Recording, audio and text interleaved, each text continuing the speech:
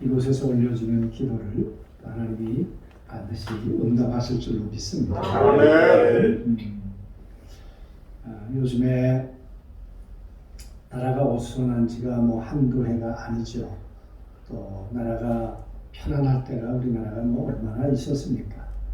5,000년 역사 속에 1,000번 가까운 5년에 한 번씩 난리를 겪은 나라가 우리나라라 그러지 않습니까? 그랬던 이 나라가 안 그래도 어려운데 코로나 때문에 더 어려운 현실을 우리가 맞이하게 됐죠. 요즘 어떻게 보면 젊은 친구들을 보면 저희도 이제 딸아이가 36인데 전혀 결혼할 생각이 없고 그도 그러겠다. 저희 여자 청년 하나가 결혼한다 그래가지고 그래 어떻게 결혼 준비는 돼가냐 그랬더니 분당으로 집을 이제 신랑이 정한다는데 전세가 8억이라고 세상에. 그래가지고 야 나는 우리 딸 결혼해도 800만 원 주기도 어려운데 그래서 이거 우리 딸이 결혼 안 한다고 그러는데 차라리 감사할 수 있겠다. 집만 8억이래요. 전세만 8억이래요. 그러니 어떻게 젊은 아이들이 결혼을 하고 또 결혼을 해도 아기를 어떻게 낳겠어요? 둘이 벌어야 살아야 된다 그러기도 하고 그러니 남편 혼자 벌어서 살 수 있는 그런 처지나 상황도 아니고 그래서 요즘 젊은 사람들이 결혼도 포기하고 또 데이트도 포기하고 미래도 포기하고 아기 낳는 것도 포기하고 그런 시대가 오늘 이 시대라고 합니다. 안 하고 싶어 안 하겠습니까? 가장 큰 문제가 집 문제인데 집이 얼마나 또 올랐는지 저희 집사님 한 분이 송도로 이사를 갔는데 다시 오겠대요. 그래서 왜 오르냐 그랬더니 전세값이 2억이 올라가지고 1년 사이에 2년 됐거든요. 2년 사이에 2억이 올라서 2억을 더 주려는 형편이 안 돼서 안중으로 오겠다고. 그래서 요즘 우리가 사는 이 상황 자체가 결코 녹록하지 않고 다 어렵다.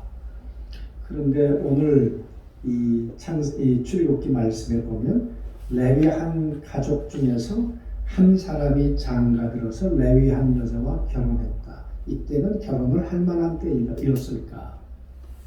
아시는 것처럼 이 출애굽기 말씀은 접속사로 시작되죠. 그러나 그 사람들의 이름들이다. 그러니까 애굽의 야곱과 함께 요셉의 품에서 자라났던 70명, 요셉의 가족들과 함께 생각하면 한 75명 정도 그들의 이름들이 이제 세월이 지나서 어떻게 됐을까? 그래서 창세기하고 출애굽기는 무관하지 않는 책이라고 말씀하지 않습니까? 그런데 이 애굽 안에서 점점 이스라엘 백성들이 수가 늘어나니까 이제 남자 아이들을 낳으면 죽이라고 산파들에게 명령하는 때가 이때였습니다. 그러니까 이스라엘 백성들이 결혼한다는 게 이게 사실은 행복이 아닌 때가 이때였을 것입니다. 결혼을 해도 아기를 낳는다? 확률이 50대 50 아닌가요? 아들이거나 딸일 텐데 그러면 임신하고 있는 기간이 항상 불안했을 거고 그리고 아들을 낳으면 죽여야 하고 나일강으로 던져버려야 하든지 그때 어쩌려고 레위 한 여자와 레위 한 남자가 눈이 맞아가지고 결혼을 하냐 그 말이에요. 그리고 결혼을 해서도 그렇지 위로 누이도 있고 아론도 있고 그랬으면 이제 그만 낳아도 될 만한데 또 임신을 해버렸어요. 그러니까 아니 아이를 낳아도 대책이 있어야지. 아이를 낳아도 아들이면 죽여야 하는 판에 무슨 생각을 가지고 이 레위 한 남자 한 여자가 결혼하고 또 아기까지 가졌을까? 그래서 어떻게 보면 이 출애굽기 2장에는 이름이 등장하지 않죠. 모세도 태어났지만 이름이 없었죠. 살런지 죽을런지 모르는데 그 아이에게 이름을 준들 무슨 의미가 있었을까? 아마 그랬을런지 모르겠습니다.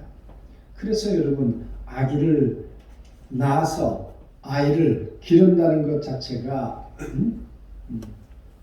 일상이 아닌 그때, 행복이 아니고 불행이고 두려움인 그때 아기가 낳았어요.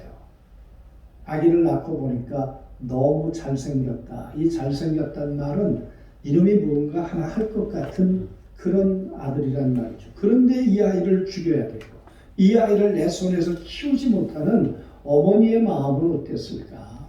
또 아버지의 마음은 어땠을 거며 그 가족들의 마음은 정말 이 아이를 바라보는 것이, 이 아이의 울음소리를 듣는 것이 아마 어른들에겐 더 큰 울음이었고 눈물이었을 것입니다. 그래서 석 달을 키웠어요. 이제 얼마 안 있으면 100일을 맞이하게 되겠죠. 우리나라도 100일만 살면 산다. 그래서 100일 잔치 했다는 거 아닙니까? 근데 난 지 100일이 다 다가와요. 보니까 잘생겼어요. 근데 이 아이를 더 이상 키울 수가 없어요. 나로서는 한계예요. 엄마로서는 한계예요. 아버지로서도 한계예요. 모세의 집안으로서도 한계예요. 더 이상 내 품에서 기를 수 없고 이 잘생긴 아들을 이제 내보내야 한다는 것, 이것처럼 비극이 어디 있겠습니까? 이것처럼 불행이 어디 있겠습니까? 우리가 결혼한다는 것이 요즘에 어려운 일이고 또 결혼을 해서 아기를 낳는다고 해도 이 아이에 대한 교육이나 또 이 요즘 세상이 얼마나 세계관이나 이런 것이 무너져서 아기를 낳은들 하나님의 사람으로 올바르게 키울 수 있을까라는 걸 담보할 수 없는 시대이기 때문에 그리스도인들도 사실은 두려운 때 아닙니까? 요즘은 저도 둘째 아이가 결혼을 했는데 아기 낳는 얘기를 못 하겠어요. 요즘 그거 물어보면 안 된대요. 또 그런 것도. 그 아기 낳으라 그러면 1억 줘야 된대요. 그러면 뭐 아기 낳으라고 뭐 1억은 무슨 돈 100만 원 주기도 힘든데. 그래서 물어보지도 못하고. 근데 요즘에 보니까 그 애들이 얼마나 이쁜지 모르겠어요. 가끔 이쁜 애들 사진 찍어가지고 입양했다야, 애 낳을 거 없다. 그냥 농담으로 사진 찍어서. 그런데 정말 지금도 결혼하고 아기를 낳는 게 말씀드린 것처럼 정말 현실이 넉넉하지 않은데 이때 더더욱 그랬단 말이죠. 여러분, 이제 필연 이 아이를 더 이상 기를 수 없다고 했을 그때 엄마와 아빠와 가족들은 무엇을 했을까? 우리들은 그러면 뭘 할 수 있을까? 이 아이를 위해서 그냥 나일강에 죽으라고 내 던질 수는 없는 거 아니냐 그 말. 어떻게 하면 이 아이가 그래도 살 길이 있을까? 하나님께 기도했겠죠. 그렇죠? 예. 그러나 그 기도 속에 얼마나 피눈물이 섞였겠어요.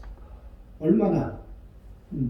그래서 여기 보니까 그 아이를 위해서 갈대 상자를 만들어요. 이 갈대 상자라고 하는 것은 방주죠, 방주. 그래서 우리가 히브리에 보면 이거를 방주라 그랬습니다. 이 아이가 살 수 있는 방주. 그래서 방주를 만들었을 때 그 역청, 콜타르를 발랐던 것처럼 물이 새어 들어오지 않도록 방주에다가 지금 역청을 발라서 이 아이가 얼마나 살는지는 모르겠어요. 나일강에 띄운들 나일강에 악어가 없었겠습니까? 그리고 이게 뒤집혀지면 그게 잠수함이겠습니까? 아니잖아요. 만약에 파도 쳐서 뒤집어지면 아이는 수영을 할 수 있겠습니까? 뭘 할 수 있겠습니까? 살 수 있는 확률이란 거의 없는 거죠. 그런데도 나일강에 던져버릴 거니까 또 내려버릴 거니까 방주를 만들었어요. 거기다가 역청을 바를 때 어떻게 발랐을까요? 말씀하신 것처럼 기도 없이 발랐을까요? 정말 눈물의 기도를 가지고 그 방주를 만들어 냈을 거예요. 그리고 여기 보면 누이가 어떻게 됐는지 나가보았다라는 말은 생각을 해보면 그 가족들이 그러면 방주를 만들어서 어디다 떠나보낼까?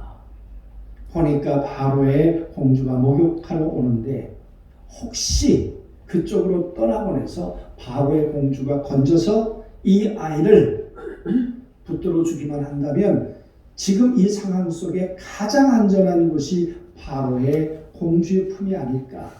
그건 자기네들 생각이지. 바로의 공주도 생각을 해보십시오. 바로가 죽이라고 명령을 했는데 바로의 딸이 그 명령을 거역한다는 건 또 쉬운 일이었을까 그 말이에요. 그러니 바로의 공주의 마음을 어떻게 믿어요? 어떻게 믿어요? 도대체 뭘 믿어요? 그런데도 불구하고 아마 그런 가족 회의를 했겠죠. 너 가서 바로의 공주가 언제 나와서 목욕을 하는지 보아라. 우리가 할 수 있는 것은 이게 최선이다.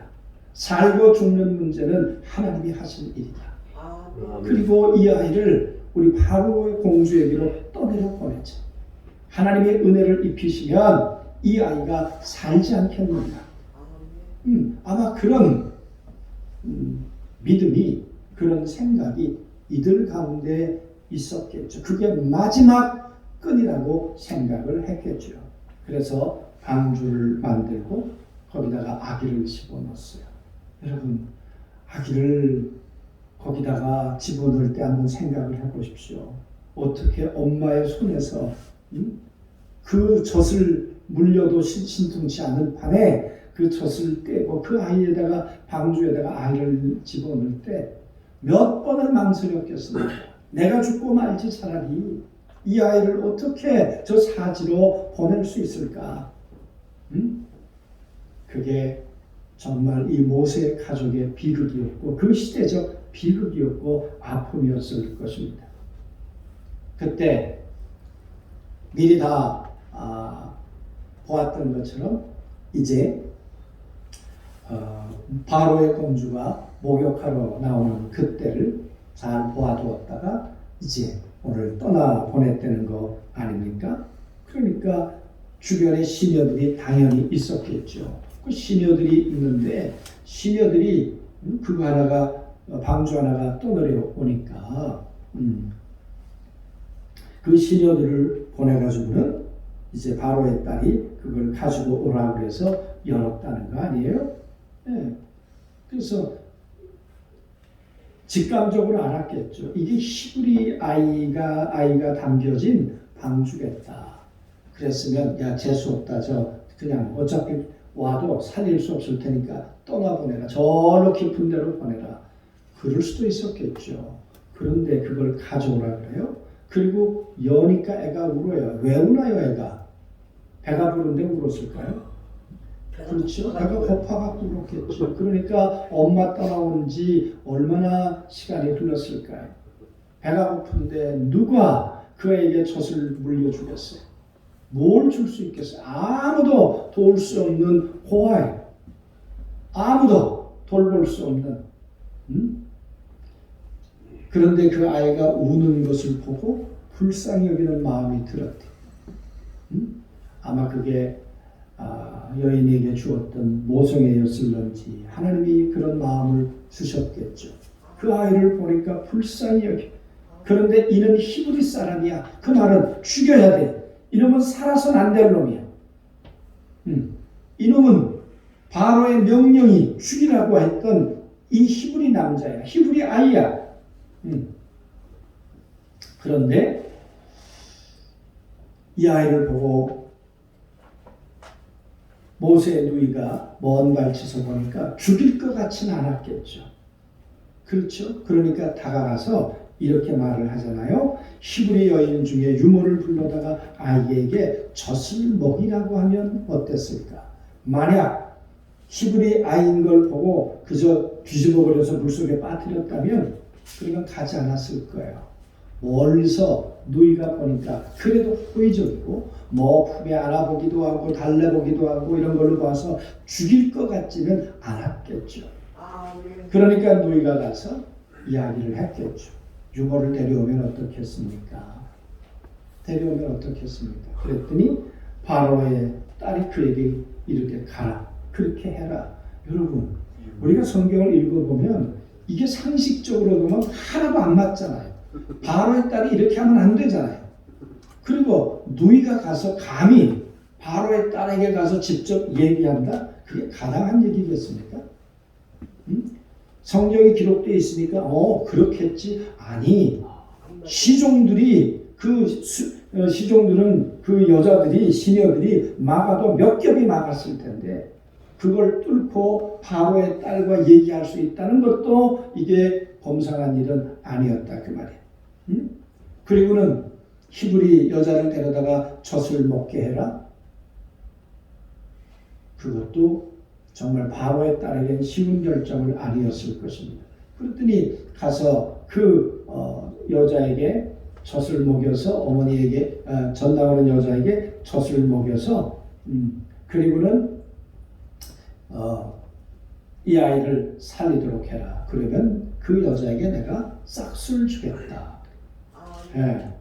이것도 보면 정말 어떻게 이런 일이 일어날 수 있을까? 그리고 친엄마가 유모가 되잖아요. 그 친엄마의 젖을 빨려서 모세는 자라나기 시작했고, 그리고 난 다음에 이제 아이가 자라니까 젖을 뺐을 쯤에 바로의 딸에게로 데려가요. 그때 이름이 주어져요. 그게 오늘 이야기예요. 여러분, 지금 모세가 태어났을 그때 지금은 태어나면 안 되고 결혼하면 안 되고 바로의 딸에게 보내면 안 되고 다 그런 상황 아닙니까? 그런데 이 이야기를 우리가 어떻게 볼 수 있을까요? 히브리서 11장 말씀에 보면 모세가 태어날 때 믿음으로 태어났다고 말하잖아요. 모세가 뱃속에서 무슨 믿음이 있었겠습니까? 모세의 어머니와 아버지가 믿음으로 이 아이를 낳았다는 얘기겠죠. 내가 결혼해서는 안 되는데 하나님이 우리와 함께 하실 거야. 그리고 이 아이를 임신했을 때 이 어머니와 아버지는 얼마나 많은 기도를 했겠습니까? 믿음의 기도를 했겠습니까? 하나님이 생육하고 번성하라 그랬고 분명히 말씀하시기를 바다의 모래처럼 이 백성이 많아진다고 하셨고 하늘의 별처럼 많아진다고 하나님이 약속하셨습니다. 그 하나님이 이 생명을 지키실 수 있다는 믿음, 그 믿음이 모세 어머니와 아버지 안에 있었다는 거죠. 그러니까 그냥 결혼한 거 아니고요. 그냥 아기 낳은 것 아니에요. 상식으로 보면 결혼하면 안 돼요. 상식으로 보면 아기 낳으면 안 돼요. 그래서 우리의 믿음은 상식이 아니에요. 하나님에 대한 약속을 믿는 거죠. 그렇지 않나요? 네, 하나님의 약속을 믿고 하나님의 전능하심을 믿고 결혼하고 그리고 아기를 낳았어요. 그리고 여러분 방주를 만들 때 그냥 만들었을까요? 믿음으로 만들었을까요? 믿음으로 만들었겠죠. 믿음의 기도로 만들었겠죠. 아이가 울 때 생각해 보세요. 아이만 울었겠습니까? 사실은 그게 이스라엘이 애굽에 살고 있는 이스라엘 백성 전체 울음이었고 모세 어머니 아버지의 모든 가족의 울음이었을 거예요. 9절은 나일강이 그 당시에 이스라엘 백성들의 눈물이 나일강이 됐을 수도 있다 그 말이에요. 그런데 울기만 하고 한탄만 했을까? 지금 아니에요. 그들은 눈물을 기도로 바꾸고 눈물을 하나님 앞에 믿음의 소원으로 바꾼 줄로 믿습니다. 그랬겠죠, 여러분. 그래서 믿음으로 방주를 만들고 믿음으로 역청을 발라서 믿음으로 모세를 갈대 상자 속에 넣었다는 거죠. 그리고 믿음으로 바로의 딸에게 보냈다는 거죠. 하나님이 반드시 당신의 손으로 이 아이를 붙들어 주실 거다. 아멘. 하나님께서 이 아이를 인도해 주실 거다. 아멘. 여러분, 지금을 보면 암담해요. 오늘 우리가 겪고 있는 이 코로나19 상황, 또 우리가 겪고 있는 정치, 경제, 군사 모든 상황을 보면 어쩌면 이 상황처럼 결혼하기도, 직장을 갖는 것도, 일상적인 집안화 장만에서 사는 문제도, 아이를 낳는 문제도, 우리 아이들을 하나님의 사람으로 길러낸다는 것도 정말 불가능한 상황 같아요. 그런데 멀리 보면, 뒤로 앞으로 멀리 보면 하나님이 뭐라고 하셨는가? 아브라함에게 말씀하셨어요. 내가 하나님의 백성들을 애굽에 집어 넣었다가 반드시 400년 만에 그들을 징치할지니 거기서 건져내시겠다.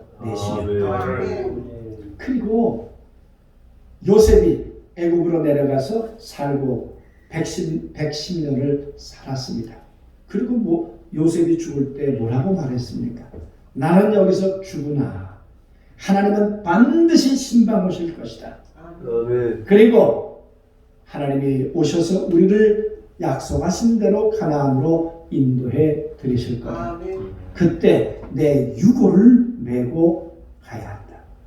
나는 이곳에 묻히고 싶지 않다. 왜? 여러분, 요셉 정도면 애굽의 국립모지에 묻혀야 할 사람일 것입니다.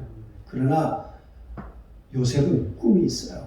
요셉은 뭐예요? 나는 히브리 사람이길 원하는 거예요. 나는 하나님의 언약 백성이길 원하는 거예요. 하나님의 약속을 믿는 사람이길 원하는 거예요. 그래서 반드시 나는 그 하나님을 향한 믿음이 있는데 하나님이 우리를 찾아오셔서 이 애굽에서부터 건져내실 것을 나는 믿는다. 그 말 아닙니까? 그 말을 남기고 죽었어요. 그 언약을 믿는 사람들, 그리고 그 사람들이 지금 이 애굽 안에서 어떻게 되었는가? 사람들이 늘어가면서 그 믿음이 점점 옅어져 가는 사람들도 있었겠죠. 그러나 모세 어머니와 아버지처럼 믿음으로 상황이 아니라, 믿음으로 환경이 아니라, 믿음으로 말씀을 따라 결혼하고, 믿음으로 아기를 낳고, 믿음으로 자식을 방주에 넣은 믿음의 사람들이 있었다는 거죠. 여러분, 이 모세, 먼 뒤로 봐도 거기는 하나님의 언약이 있고, 앞으로 보면 80년 후에 모세가 바로 앞에 설 것을 하나님은 알고 멀리 준비하고 계시는 분이 우리 하나님 아니십니까? 120년 뒤에 이스라엘 백성들이 이제 요단강 앞에 이제 설 것을 하나님은 멀리 보고 지금 이 모세라고 하는 아이 하나를 믿음의 가문을 통해 태어나게 하시고 지금 나일강에서 건져내서 애굽의 바로의 품에서 유학을 시키고 있는 분이 우리 하나님이신 걸 믿습니다. 그래서 모세의 미래뿐만 아니라 이 이스라엘의 미래, 하나님의 백성들의 미래를 멀리 보고 일하고 계시는 분이 하나님이신 걸 믿습니다. 그래서 우리가 지금만 보면 불행해요. 그러나 하나님 없이 멀리 보면 더 불행할 수 있어요. 그러나 하나님의 언약이라고 하는 하나님의 전능하신 하나님의 신실하심을 믿고 과거를 보아도 하나님의 약속이 있으세요. 멀리 보면 그 약속은 현실로 점점 다가오고 있는 것이에요. 그래서 지금 보면 점점 더 불행해지는 것 같고 점점 더 암울해지는 것 같지만 그러나 믿음으로 하나님의 씨가 자라고 있는 거예요. 믿음으로 하나님의 이야기가 지금 준비되고 있는 것이에요. 여러분, 우리가 믿는 하나님은 그런 하나님 아니십니까? 아무것도 안 하시는 하나님이 아니시라. 그저 무너져가는 것 같고 쓰러져가는 것 같고 아무런 하나님이 안 하시는 것처럼 우리가 느낄런지 모르지만 어린아이 하나 태어나는 것이 무슨 대단한 일이겠어요? 아니에요. 하나님은 어린아이 하나를 태어나게 해서 지금 바로의 궁에서 자라가게 해요. 그 대단했던 바로의 궁에서 자라난 모세가 그냥 자라는 것이 아니라 나는 히브리 사람이다. 그 모세가 왕궁의 모든 내일에 대한 야망을 다 포기하고 고난받는 민족과 함께 나는 함께 고난받겠다. 그래서 내 형제에게로, 내 동족에게로, 내 피부치에게로 나아갈 수 있는 그 믿음의 준비를 40년 동안 시키신 걸 믿습니다. 그래서 우리 하나님은 미래를 준비하고 계시는 분이시고 사람을 통해 지금도 준비하고 계신 하나님이신 걸 믿습니다. 유학생을 위해서 준비하고 계신다고 하는데 유학생들 얼마나 많은 사람들이 지금 내일을 위한 준비를 하고 있겠습니까? 그 내일을 위해 준비하는 사람들이 모세와 같이 믿음의 사람들이기를 원합니다. 하나님을 위해서, 하나님의 세계관과 가치관을 위해서, 하나님 나라를 위해서 애국을 버리고 하나님 나라를 위해서 내 동족을 위해서 살기로 결단하는 이런 하나님의 사람, 하나님의 가치관이 분명하고 내 삶을 누군가를 위해 내가 던져 드릴 수 있는 그런 모세와 같은 사람들이 생겨난다면 이 민족의 80년 후에, 이 민족 위에 40년 후에 하나님의 역사는 이루어질 줄로 믿습니다. 그래서 우리는 소망을 갖는 거예요. 점점 코로나 상황이고 또 뭐 나라가 혼돈스럽지만 그러나 하나님은 지금도 모세를, 내일의 모세를 지금도 길러내고 계시고 준비하고 계시는 분이 우리 하나님이신 걸 믿습니다. 그런 면에서 유학생들을 위해서 기도하는 이 기도가 정말 귀하고 이 기도가 반드시 하나님 앞에 응답되어지고 또 하나님의 역사가 꼭 이루어지게 되기를 원합니다. 우리나라 역사를 봐도 그렇지 않습니까? 여러분 다 아시겠습니다만은 이승만 대통령이 한성 감옥에서 사형언도를 받고 다 죽을 목숨이었는데 5년 6개월 만에 나오잖아요. 그 감옥에서 그가 예수 그리스도를 영접하잖아요. 선교사들을 통해서. 그리고 난 다음에 그 감옥을 신학교로 만들고 도서관을 만들고 기도처로 만들었던 분이 여러분 한성 그 이승만 대통령이죠. 그때 그 예수님을 만나고 이 민족이 이 기독교로 하나님으로 세워져야 한다고 감옥에서 기도했던 분이 그분 아닙니까? 그렇게 기도했던 그분이 이제 특사가 되어서 미국으로 가서 뜻은 이루지 못했지만 그곳에 가서 공부를 하고 하버드에서 공부를 하고 동양 최초로 이 국제법인가요? 그 공부를 해서 그야말로 한국을 이 땅을 건져내는 일에 하나님에 의해서 쓰임받는 사람이 된 줄로 믿습니다. 오늘도 제가 아침에 해방이 되고 난 다음에 50년 전쟁이 되기까지의 그 강의 하나를 아침에 들었습니다. 얼마나 혼란스러웠는지 정말 너무너무 혼란스러운 그때 이승만 대통령을 가장 껄끄러워했다네요. 왜? 그 미국의 생리를 잘 아는 분이었으니까. 그런데 지나고 보면 하나님께서 그 유학 시절을 통해서 여러분 그 준비시킨 거 아닙니까? 이 윌슨이라는 대통령이 그의 스승이었잖아요. 그 모든 인간관계와 인맥을 통해서. 그리고 미국에 있을 때 누굽니까? 우리 6.25 때 왔던 메가더 장군을 소령 때 미국에서 그 아버지를 통해 소개받았다는 거 아닙니까? 하나님께서 우연히 그렇게 하셨겠습니까? 그 메가더의 아버지가 고종 때 와서 이 선물을 받아가지고 갔던 분이 바로 그 아버지잖아요. 군인이었잖아요. 그 아버지가 육군 소령이었던 메가더를 소개시켜 주었는데 그때 인맥이 결국은 이 나라 어려운 때 대비해서 하나님께서 다 준비해 놓으신 그런 작업이 되어서 우리는 반공 그리고 기독교 입국론 가지고 이 나라를 세우게 된 줄로 믿습니다. 하나님은 지금도 모세를 준비시키듯 하나님의 가치관과 하나님의 성품과 하나님의 능력을 가지고 지금도 일할 수 있는 사람들을 어디엔가 숨겨놓고 지금 계시고 그들을 준비하고 계시는데 그들이 우리의 길을 원하고 우리의 자녀들이기를 원하고 우리의 후세들이 되기를 원합니다. 그래서 모세 어머니의 기도와 믿음의 기도와 눈물이 밑거름 되었던 것처럼 오늘 이 우리 교회에서 하는 이 기도가 반드시 밑거름이 되었습니다. 그래서 다음 세대에 하나님에 의해서 쓰임받는 사람들이 견고하게 세워질 수 있게 되기를 원합니다. 지금을 보면 불안하지만 그러나 멀리 하나님이 하실 일을 보면 우리는 기대를 갖는 것입니다.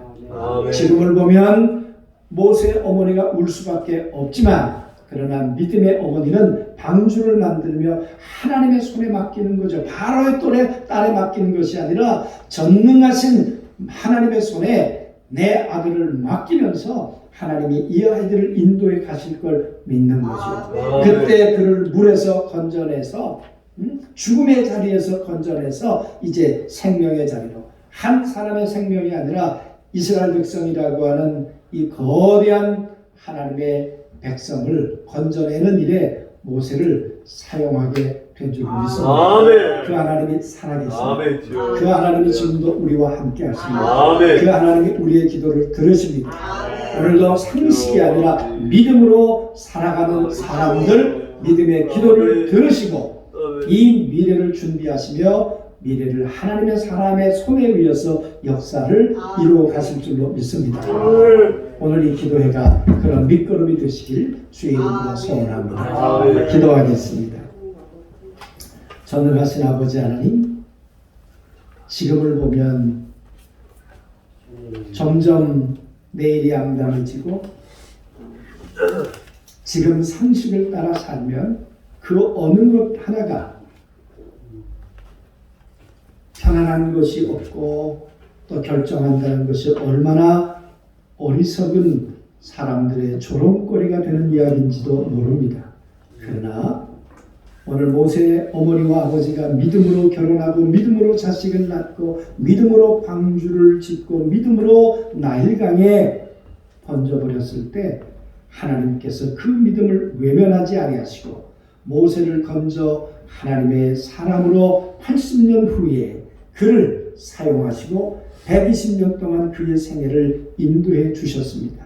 그랬던 것처럼 오늘 이렇게 기도하고 내일을 꿈꾸며 유학생들을 위해서 심는 이 믿음의 기도가 하나님에 의해 반드시 이루어지고 열매가 되도록 도와주옵소서. 예수님의 이름으로 기도하옵나이다.